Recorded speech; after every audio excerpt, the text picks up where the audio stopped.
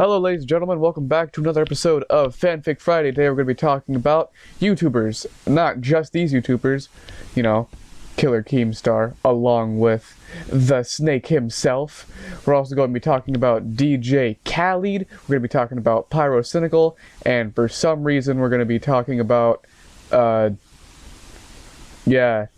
Why are we still here? Just to suffer? So today we're going to be reading a fanfiction called My Final Hours by God Has Left Us 69. Without further ado, let's get into this bad boy. My Final Hours. Chapter 1. It was 3 in the morning.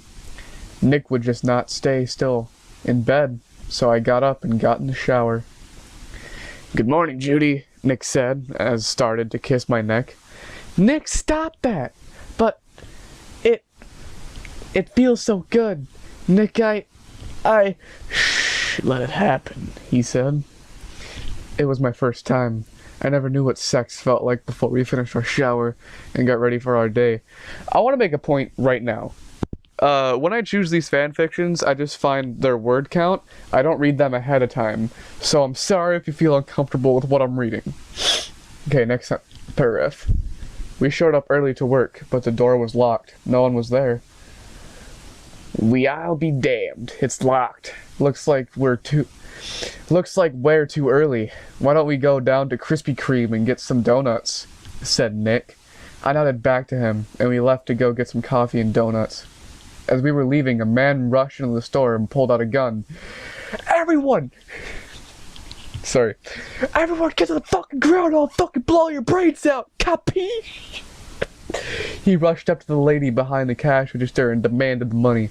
I quickly got up and pulled out my pistol from my back pocket and screamed, "ZPD, put your hands behind your head and get down!"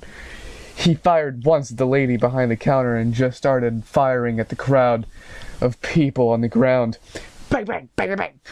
Screams from every direction could be heard. Nick quickly got up and fired at the man. Wait, oh yeah, because he's a cop too, I forgot.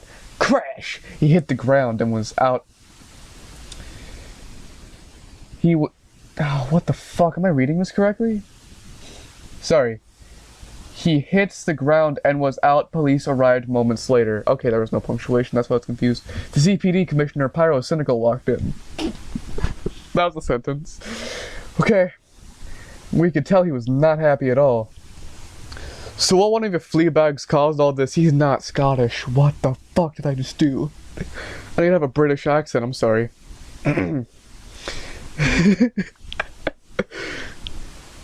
"So, I can't do it. I keep doing Scottish," he questioned. Not us, sir. Not us, sir. It was him." Nick pointed at the body on the floor. "Good heavens!" "So sorry," the commissioner cried out. "And that's DJ Khaled, the famous rapper. Why the hell would he be killing people?" After the whole situation, we returned to the police station. The rest of the day was boring. All me and Nick did was drive around the city and make sure everything was okay, quote unquote. Oh, so far this is fucking awful. Chapter 2, Life or Death Part 1. A few days passed by after the shooting. Little things. Oh, why do I keep adding commas? I need to read this the way it's written. A few days passed by after the shooting. Little things happened, but really it was nothing. Right as I was about to go to sleep, Nick started kissing my neck again. "Nick, not again. I'm tired," I said. "Oh, come on. You know I get horny sometimes," he said. "Okay. Only because I love you, I'll do it." The night turned into day, and it was awesome. It was our day off. Me and Nick went shopping downtown. He was complaining because I wanted to... He was complaining because I wanted to good into like every one store I saw. Yep. "Oh, come on. We just went to that shoe store. How many do we have to go into?" Nick said. "Oh, come on. You know you want me to go into the Nike store so I can try on those shoes that show my ass off a little more," I said with a smirk. "Wait, what? No, that's not what I think of at all," Nick said, embarrassed. "Oh, come on, it's not like I don't know." We were tired of shopping. We decided to go back to the park to rest a little. Ah, don't you just love spring? Nick said. Of course I do. It's my favorite time of the year, I said, and then laughed a little. Why are you laughing? Oh, it's nothing. It's just I think you're cute. I blushed as I said it. No, really, what is it? He said back. It's just that you have a little piece of food sticking on your face from bang, bang, bang, bang, bang! Shots rang out of nowhere. People fell to the concrete like dominoes. I felt a stinging in my chest. I looked down to see blood dripping. I fell over onto the ground. Blood spilled out around me. Oh my god, Judy! Judy, holy shit! There was nothing I could do. She was laying out cold. I started yelling for help. People from all corners surrounding me. Soon enough, an ambulance showed up. They started wheeling her into it. Are you Nick Wilde? The man in the ambulance asked me. Yes I am, I said, shooken up back to him. Well, what are you waiting for? Get in. So if any of you guys are as confused as I am about that chapter, halfway through that paragraph, they changed first person from Judy to first person from Nick. So the narrator just swapped. Is kind of confusing, I don't know. Chapter 3, Life or Death, Part 2. As we rushed off the hospital, I cupped my hand with Judy's and started sobbing. Please, God, please let her live. I was in the waiting room when the doctor came in and said, Nick Wilde, we'd like to see you. I rushed over to the doctor, my eyes as red as blood. So, Nick, I got good news and bad news. What do you want to hear first? He said softly. Well, I guess the good news, something to cheer me up. Well, the bullet nearly missed her heart, and, well, we did remove the bullet and stitch things up. But the bad news is, she went into a coma. We won't know if she'll make it. I started crying and sat down. Listen, I've had to break news to people over 27 years. Being a doctor isn't an easy job. How would you like to tell a mom and dad their kid has 2 months to live? This cop's being a dick. I'm like wording it weird, but he is being a dick. He's like, hey, stop being a crybaby. My job's harder than yours. Nick looks up. It's even harder than being a cop. I once showed up to a car crash. 2 teens were killed, and 1 man barely alive, a drunk driver. How would you like to go to the house of the parents and tell them, well, your sons are dead. They were killed in a drunk driving accident. What was the point of that paragraph? Like oh no, that was the entire chapter. This is like kind of confusing. I feel bad picking it apart like this, but fuck, dude. Ugh. Chapter 4, Life or Death, Part 3. After an hour or two, I had left to go home.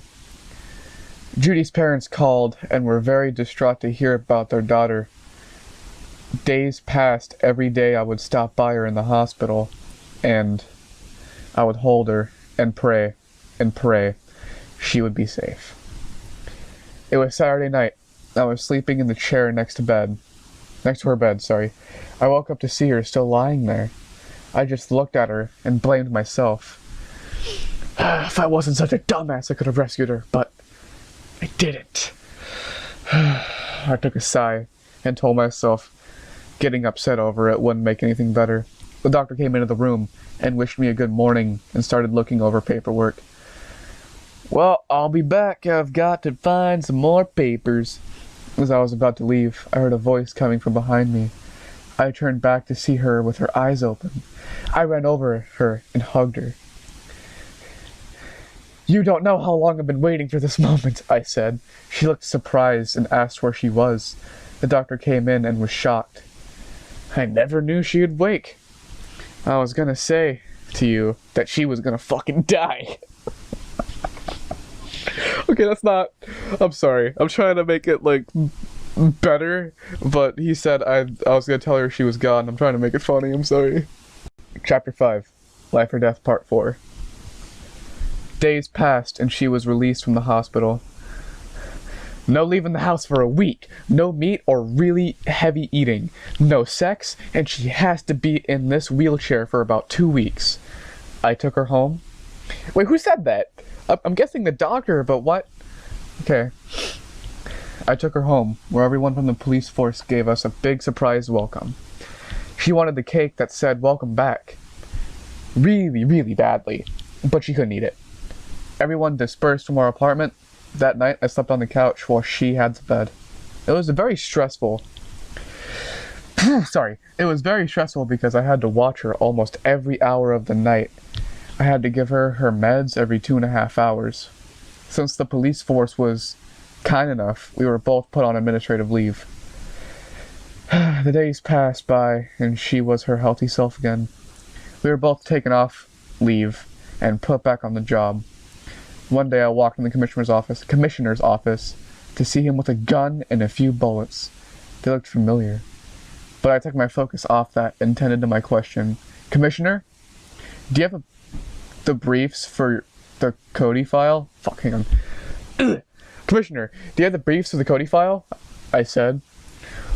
Well, Nick, I'll have to check. Why don't you come back later? This really isn't a good time for me. I nodded and left. As I was leaving, I saw Judy going into the commissioner's office. Judy, wait up. What did you do wrong this time? I said. Oh, nothing. He called me into the office, she said. Well, I'll wait for you outside. See you in a bit. Oof. I mad-libbed a little bit of that because there was a lot of repetitiveness, so... God. This is actually, like, challenging to read. Not even joking. Chapter 6. Hostage. I entered the office of the commissioner and asked what he needed. Sit down, Judy. Do you know what I asked you to come in here for? Sorry, fuck, I forgot. Sit down, Judy.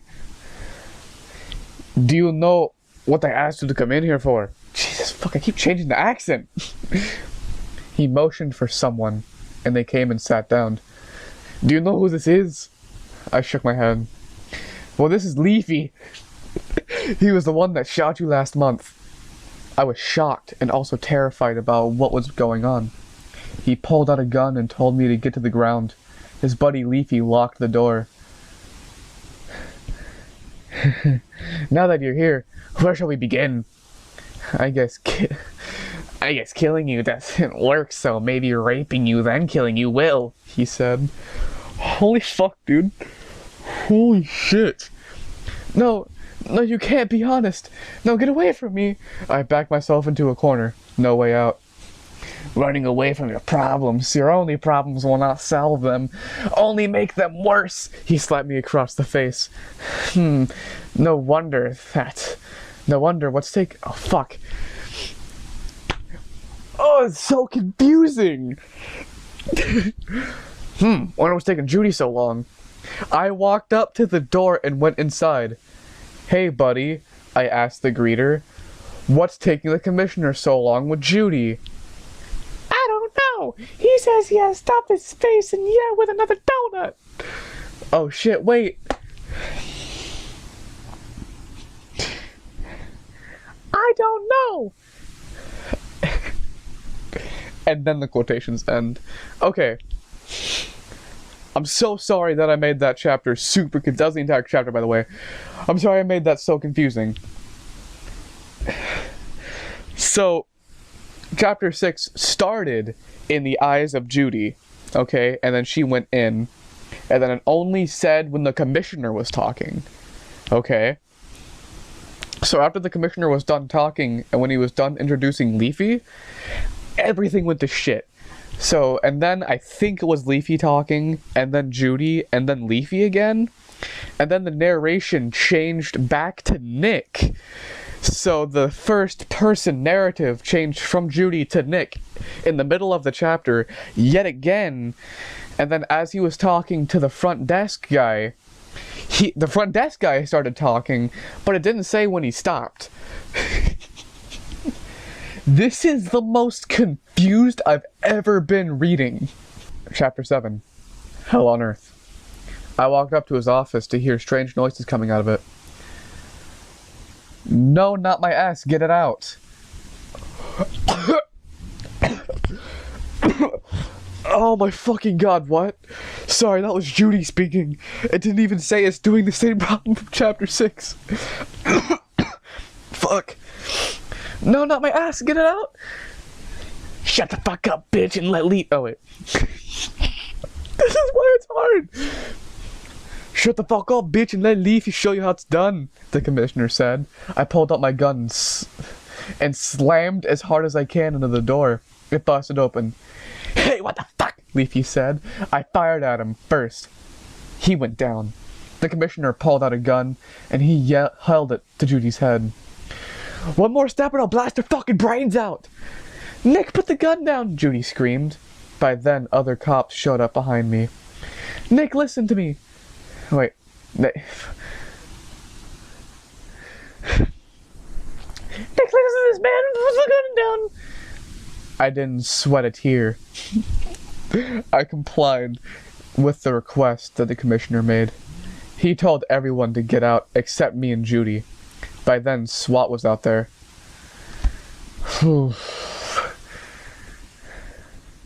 By then, wait, what the fuck? SWAT was out there, waiting for the move.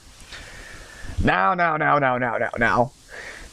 What do you guys have to say for yourselves? The commissioner said. Say to ourselves, look at you, you fucking nut! You're the one here who's holding us hostage! He bashed me in the head with the gun. Nick! Judy cried out. That'll shut that fucker up! Hours and hours went by. I sat there looking at Nick to see if he was alive or dead. I saw the chest moving, but that was all. I'm really sorry that I chose this fucking thing. It's really hard. Chapter 8. The plan.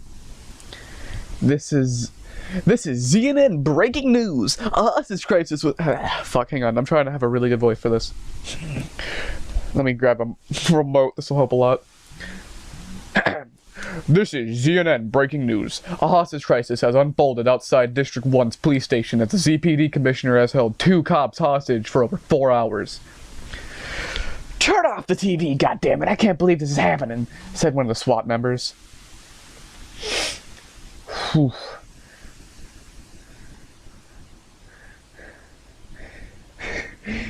This is just taking way too long, another said. Why don't we rush from the back and through the front? You can't control 2 areas at once, SWAT member Killer Keemstar said. Well, we have no choice. We have to do it. But how? The back has no doors. Well, we bust on through it, Keemstar said. The men approached the back where they were while other SWAT members approached the front.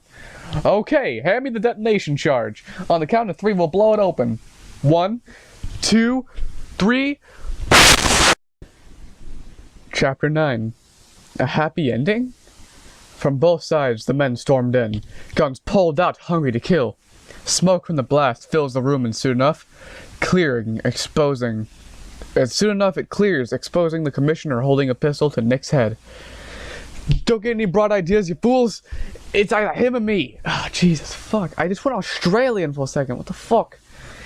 They all retracted their guns and backed up a few steps. Then out of nowhere, shots rang out, everyone was scurrying and running. They tackled the commissioner and brought him to the ground. Lights filled the night as police ran towards the building. We were escorted out by police, where we were taken to look for major injuries. The next day, we were brought to a building where we met up with men that told us what was wrong with the commissioner. They said he was suffering a divorce and had mental issues. Yeah, because a divorce would do that. I returned home with Judy. God, what a good start to 2016, huh? I said. You could say that again, she said. It was getting late at night. We started heading back to the apartment. We both go into bed. I gave her a kiss on the neck and said I love you. Why is that quoted? Like somebody's saying that. She returned the favor by kissing my neck and then, well, things went on from there. Okay, no. That's not gonna... She literally got raped. I don't mean to sound like a dick, but Judy literally got raped. And fucking... they have sex like hours later. No, that's not gonna happen. Thanks for reading. I just made this for no reason, and it's my first fanfiction. Oh my god. Okay. Well, that's done. Thank God. That entire chapter of my life is over. Well, I hope y'all enjoyed watching, and I'll make sure to